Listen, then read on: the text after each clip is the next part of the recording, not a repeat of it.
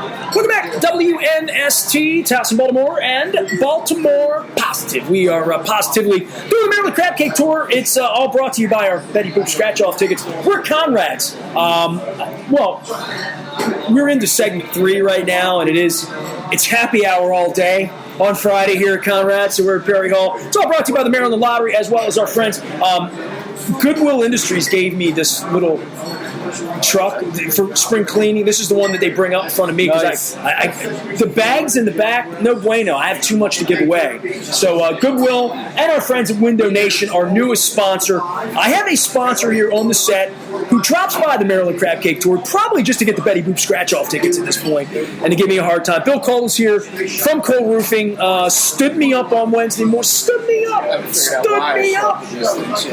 to take the abuse, I guess. Well, it is abuse. And it's how are you, man? You good? Good. Yeah. All right, now, we do a lot of networking. I spent time today with Rob McGrain from Accelerant. Had a long chat with him about where Accelerant's going. I know Ed through networking. You guys know each other. Serendipity has brought this together that I thought of Ed earlier in the week, and I thought of you. And this is Mr. Crab Cake. You literally were one of the inspirers of the Maryland Crab Cake Tour. So there. How about that? Thank you very much. I started the whole crab cake thing as sort of a public service. I am sort of a geek and spent most of my life in the cubes managing software developers, and suddenly I was doing business development. I'm eating out every day. Gaining weight and experience. And frankly, I felt like I should out the bad crab cakes in town. Don't do that here. This is going to be a great crab cake. You don't have to worry about it. I'm not going to talk about that. It's sort of shifted. But at the beginning, it started with I had been to New Orleans, and I think they firebomb you if you run a bad food joint in New Orleans. And I'm like, you should not be serving bad crab cakes to tourists. And I was like, talking about it. And then everybody... Well, they have legit crabs there. They get no crabs. What I'm saying is, in Baltimore, tourists will come to town, eat a crab cake at an establishment, and go, I don't get it. It's not that good. I'm like, that's because you had the wrong crab cake. Understood. Well, if you get in New Orleans, they serve you with remoulade. I like remoulade. If you bring me a crab cake with remoulade, I'm not like, oh, this has a remoulade. I have a well, we're in the right spot. We're Conrad's at Perry Hall. Tell me what you do, because I know of you through STEM. And Bill, you've introduced me to events. You do a lot with kids in training and getting kids into a position, smart kids, to get great jobs to change the world. Kind of sort of. That's pretty good. I like that. I could use that.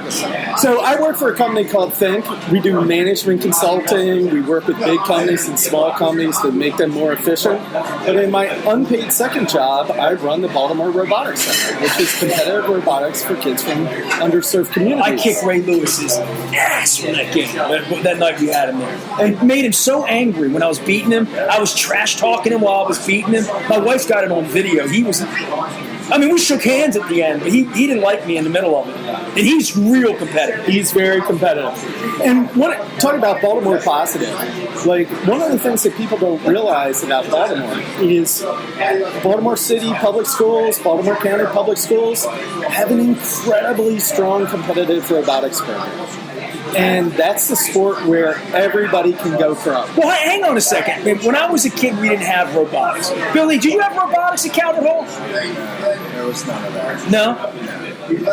When did this start? Legos.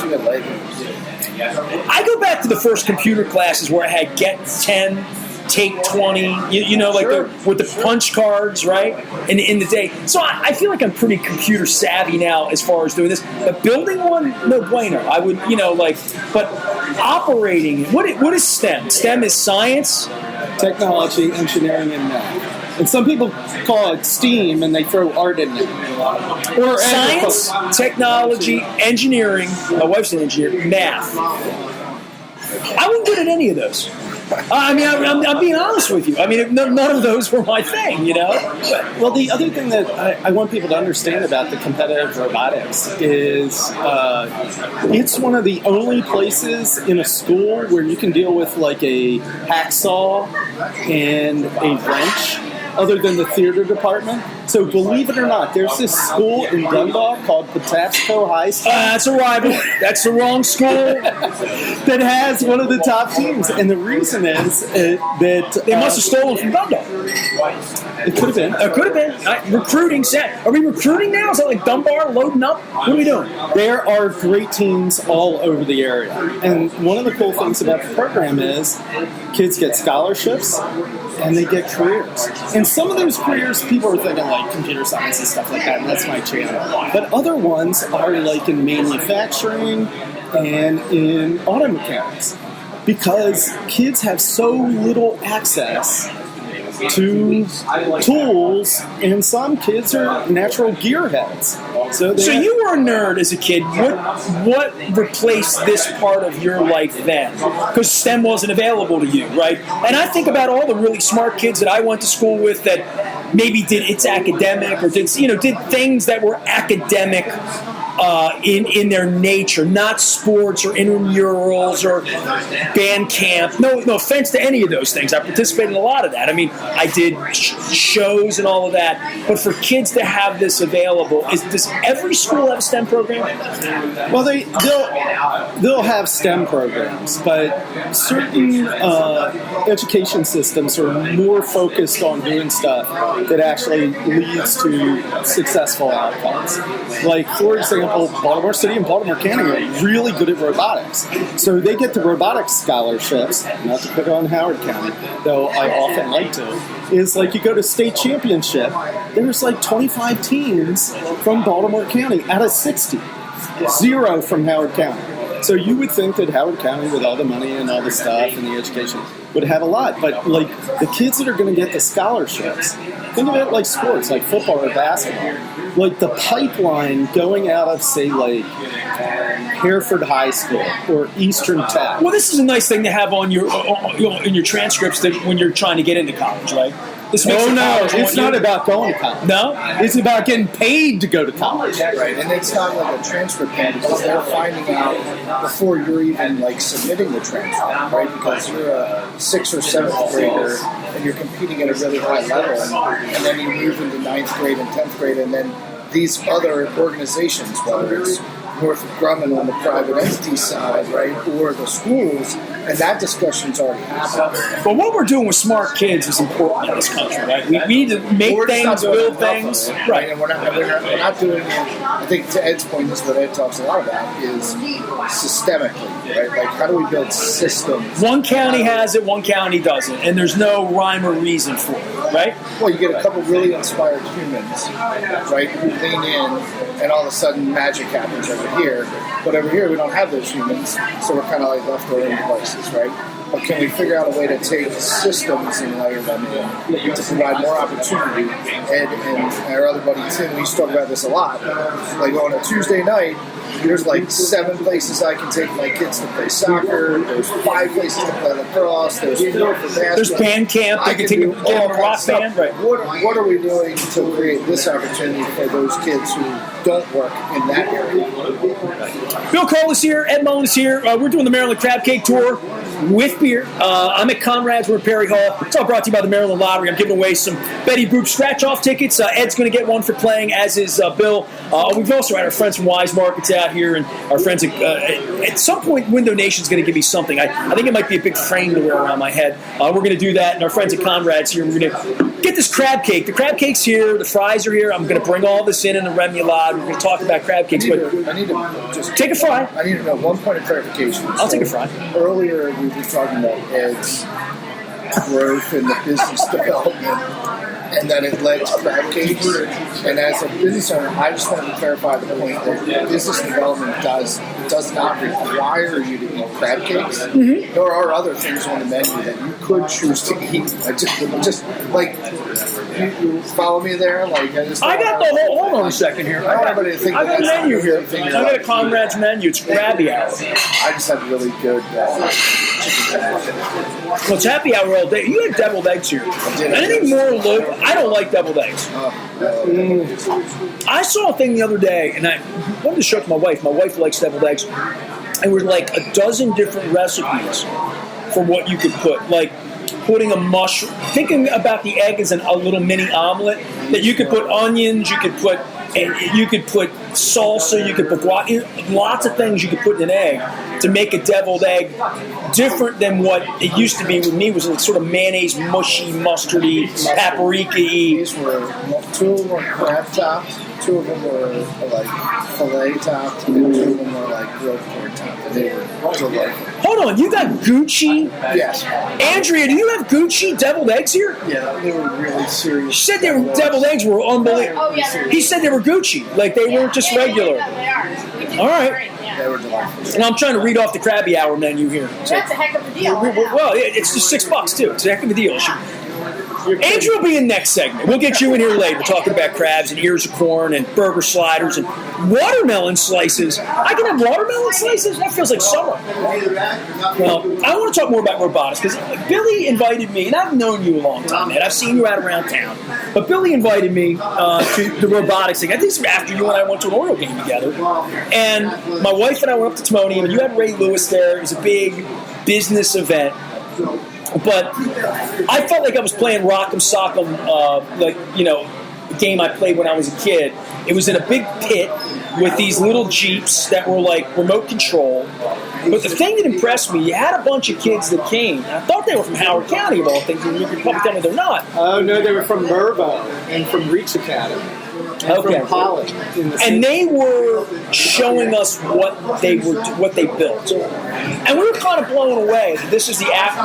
While I was chasing girls, roller skating, in that day, these kids are going after school and building a project of something that, like, real businesses could use, for sure. Yeah, that's the thing that, I don't want to simplify it, but it's kind of like, building your own hot rod in auto shop. Like, this is, like, skills that different kids are, like, the software kids and the hardware kids, and there's kids that are drivers. One of my son is, like,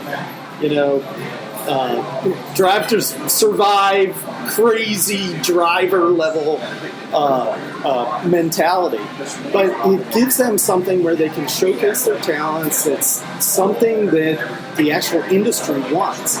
So what you saw there was what we call Robo CEO, where we get the owners of businesses to like drive the robots. And what was so awesome about getting Ray Lewis there was at the end of the event, he went over and talked to the kids, and he was so like inspiring, like, the odds of being an NFL player are like gazillion to 1, but you all are going to have jobs, like, because you know how to code. He was really impressed by these kids. He really was. I mean, he was great. And we were impressed. And I think that that's something, even talking about something that's a little esoteric, like STEM and robotics and what it means.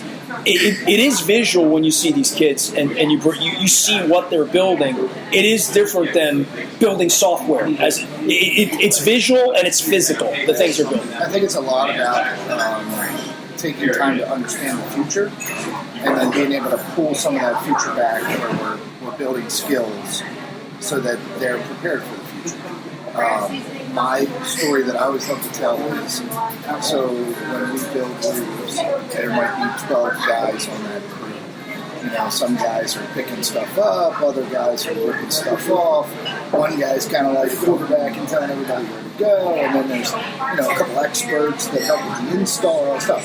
At some point, parts of those processes are going to be done by machines. Right. And instead of having guys that are like flipping things across the roof, I'm going to need 2 guys there who are fixing the machines because it's really dirty and the machines are breaking or belts come off or whatever. Or they're sitting there just literally programming the plan, like, here, go pick this up, drop it off here, come back, do it again.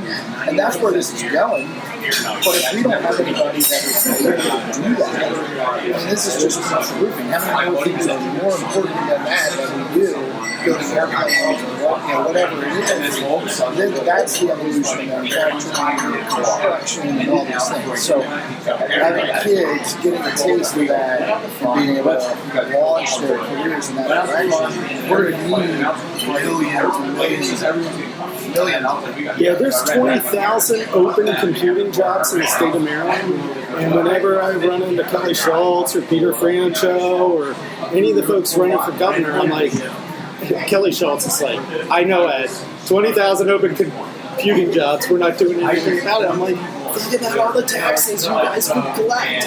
You could fill those jobs and everything. And, what's kind of funny about it is Bill and I went to one of the prep schools in the area. Am I allowed to mention? Well, he went Calvert to the Hall. And we're in Perry Hall. The other hall, not Perry Hall. Perry Hall. It's the only hall that matters today is Perry Hall. You may not be aware, but Calvert Hall has all these top athletic teams, and many of their graduates are my age. They'll be like, "Hey, this kid, all he wants to do is like make video games and code and do Minecraft." And like, send them to me. Send them to me. They'll be fine. They're going to make a lot more money than you one day, and their life is going to be so easy. Embrace it. Like that's what this is all about. And seriously, there's 20,000 open computing jobs in the state of Maryland. Like that's a jobs training issue. That's just what that is, right? That's an education issue for all of us. Yeah, there's a huge opportunity there. There's a huge opportunity to start putting in curriculum. I was just on a call earlier today with one of the big development companies that may or may not be affiliated with Under Armour, and talking about how we can support these schools in Baltimore City to create a cyber pipeline. Because a lot of these jobs are cyber jobs and comp sci jobs, but you gotta start getting kids into the program as early as middle school. Because especially young women that have a lot of brain power, they're going to get picked off by medical or legal or accounting or finance, and then we're still going to have 20,000 cyber jobs because nobody reached out to them. And the one great thing about Maryland is we have all these employers like NSA and Social Security and APL. They're not moving. Like they're here. They're here for the duration, and now that we've got the Great Recession and people are like, well, I could like move to Florida and work for wherever. Stay here. Boston. And I'm like, you got to like really get to this population. And on the other hand, you've got a city. I sometimes call myself the Ozzie Newsome of software engineers because I can spot them as children, like the kids that have got the juice. And in Dundalk or Port Covington or Cherry Hill, it's like seeing somebody that's going to be the next Ray Lewis of cyber or computer science. I'm like, why are we not pipelining these kids into these programs and getting them internships, apprenticeships, and the industry? Somebody's out there listening and they have a kid like this. How do they find you, Ed? Because I want to get into this crab cake here in a minute. Yeah, we should talk about crab cakes. That's really give me the robotics school and all the stuff you're doing. How people? So I'm Ed Mullin, the Baltimore Robotics Center. And the other thing is contact your high school or middle school or elementary school and ask the question, because many of these schools already have programs. It starts with Lego. I did Lego, so I'm qualified. Well, I went through this science, technology, engineering, math. It all sounds like, not Nestor. Not me, but that's okay. Right. I think we need to be careful. Changing the educational system is really heavy lift, right? We talk about that a lot. I don't envy those people in those positions whatsoever. That's really hard to go from. I had Buzzy Heddleman on the other day talking about 70 years of the education system. Just the mere no internet. Like just that conceptual change of your access to information and how should we be teaching today versus then. So I don't try and make light of any of that challenge. Where the frustration is, how do we break down some of the silos and have more discussions and engage with the kids? And I mean, there's tons of money, to Ed's point, there's tons of money from these private companies that they know they need the people, so they're willing to invest. There's state, local, federal government money. It just needs to be put to work in a smart way, right? That we can start pumping these kids out. And it's a pretty vicious cycle, right? Like you and I didn't grow up with a robotics team. So we're struggling through that first evolution of, well, how do you build a robotics team? And what the hell does that mean? And making it, you talk about the competitive nature of this. It's almost like taking two chefs or three chefs and creating Chopped, creating a competition off of who can make food better, or the battle of the bands. We're all familiar with that kind of stuff. But this is the modern robotics competitions, is how you get better and you sharpen your saw, right? I mean, I hope you don't screw it up like really bad the first couple times we try and figure it out, but like as you evolve the education system, you're going to make some mistakes, you're going to need to redirect, you're going to need to pivot a little bit, but you have to keep trying, because to Ed's point, like that 20,000 number, every time I see it for 10 years, it's been 20,000 or 50,000 or 80,000. Like, the number doesn't move, or at least the number doesn't ever move. Oh, the number actually got worse in the last 5 years. It's manageable. So, like, we're not winning. We're really behind the back. Well, we talk about jobs, we talk about things that move the city across. Ed Mullin's here, Bill Cole's here from Cole Roofing. This is the beer that I drank in New Orleans at Super Bowl when the Ravens won. The last time around. It's an Abita Purple Haze they have on tap here at Conrad. It's all brought to you by the Maryland Lottery. Goodwill. It's actually the same beer, right? That's a new pour of the same type of beer. Purple Abita. Purple Haze Abita. Save that beer. I'm not usually like it's raspberry-ish. It's delicious.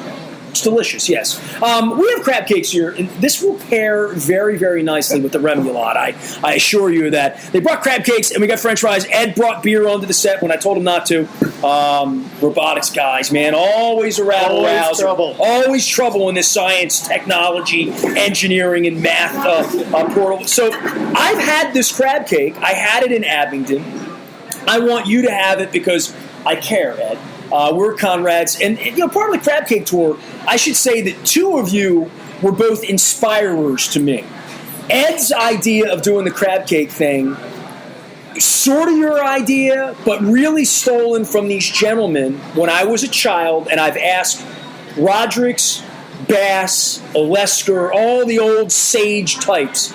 But I remember seeing a story, whether it was on Evening Magazine or it was in the 6 o'clock news, that there were some older gentlemen who every Friday would go around in the afternoon and eat a crab cake in a different place. This is before the internet, and it was almost like going in style, the old Art Carney and George Burns. It was like these old dudes who did it 40 years ago. Nobody, if anybody out there knows that story or knows the sentence of these gentlemen, who let me know. But that's where the idea came from 30 years ago.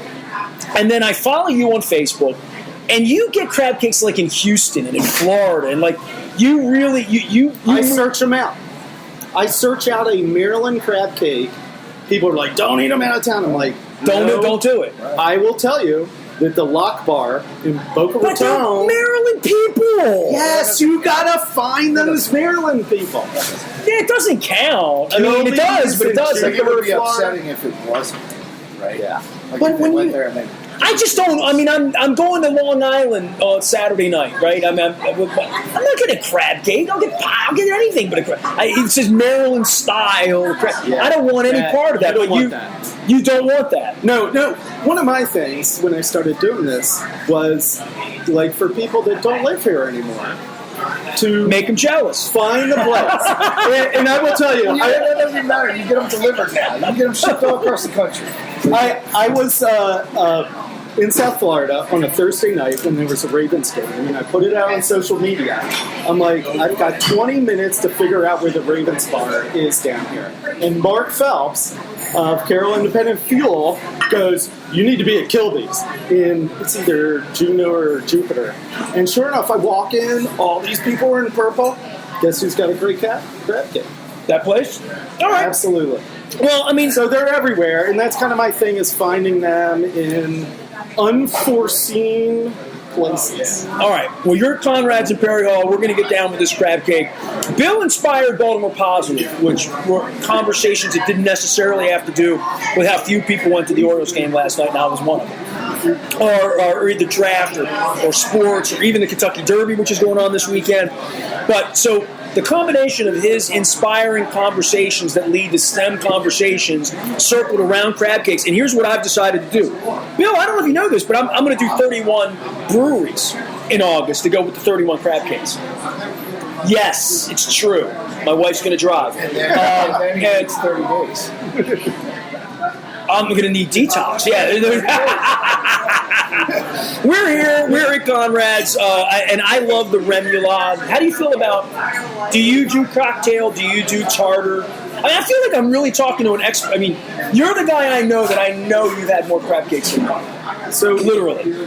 And one of the things people ask me about it, and I'm like, beauty is in the eye of the beholder. A good crab cake is in the mouth of the eater. But if you need a sauce to make your crab cake good, you don't have a good enough crab cake. All right, but I like cocktail. I have learned there are 2 or 3 places I've been on the tour that's had really nice tartar, and I don't mean something out of a little package. I'm talking about something that's complex, something with lemon, something with brightness, something with capers, something really fresh. This is a remoulade, and I'm bringing Tony and Andrew on here from Conrad's in the next segment. And we've talked remoulades. I love remoulade. So I don't have a problem with remoulade with crab. I think it complements it. But I would agree with you that if you can't eat it plain, what's the use? But I do like a complimentary remoulade. I do. Can I do a shout out to a Baltimore company? Go ahead. Shout out anybody you want. So if I'm putting any sauces on anything, it's from Tokal Foods. What is that? I've never heard of that. Probably involves sounds like they need to be a sponsor. Horseradish. Tokal Foods has been in Baltimore for a million years. They do tiger sauce. If you've ever had horseradish I love horseradish. At like Martin's out of a vat or something, that's them. They are the second largest processor of horseradish, and it's in Dundalk. We got to do a tour. All right. Talk all right. We'll totally do it. All right. Well, and nose burn just walking through the building. Like this, is there like oh in the air? Yes. Have you ever had the? Have you ever been to St. Elmo's in Indianapolis? They do the cocktail. Yeah. You can get that from Amazon in the bottle. Let me tell you where you can get that. That's good. Like when they make it there, but it's still they serve got it. the right zip. Supermarkets carry. They do. There's no doubt about it. All right, you gonna have a bite of your crab cake, and we're gonna get out of here. You gonna do this? Yeah. Ed Mullin's here. He is my STEM buddy. We went to Oriole games together and networking around town. Billy Cole is here from Cole Roofing, and this is legitimate. Come on now. I mean, we're at Conrad's. See, it's got the lump. It's got the late seasoning. Oh, and I gotta give him a shout out for the microgreens. Big fan of microgreens. We call that rocket. This is legendary. Having Eddie the crab cake on the show is just above and beyond. I knew I was going to knock the beer over. That was really, really close, wasn't it? It's time to break. French fries, coleslaw, crab cake, as my Aunt Jane would say. They serve it the right way here at Conrad's, East Baltimore way. Billy Cole's here from Cole Roofing. Ed Mullin's here. It's all brought to you by the Maryland Lottery. I think somebody stole my tickets. We're getting out. We're doing this each and every week. Our next Maryland Crab Cake Tour, believe it or not, I've had many requests from politicians and regular people that said they're, and I have to, the shellfish intolerant. Or what? Or they don't eat meat, or they're vegan, or wherever they are. So we are doing the crab cake tour for the first time ever in a non-crab cake location. We're doing it at the Land of Kush downtown. They make a famous vegan crab cake. So we're going to be doing this. Brooke Learman's joining us. Dhruv Vignaraj is joining us. They are famous vegan folks who are running for office. So they're going to just give it a different name. Like not a vegan crab cake, it's like a vegan something else cake. But vegan bean cake, right? Vegan seafood cake. Vegan. It's not seafood either, right? I don't know. I don't know what it is. It's not imitation crab. It's not that crap. No, it's not that stuff. I don't know what it's going to be. Not like this. This is legitimate. I mean, it can be wonderful, but it's not crab. Yeah, that imitation crab is a fish. Right. I know that. Yeah.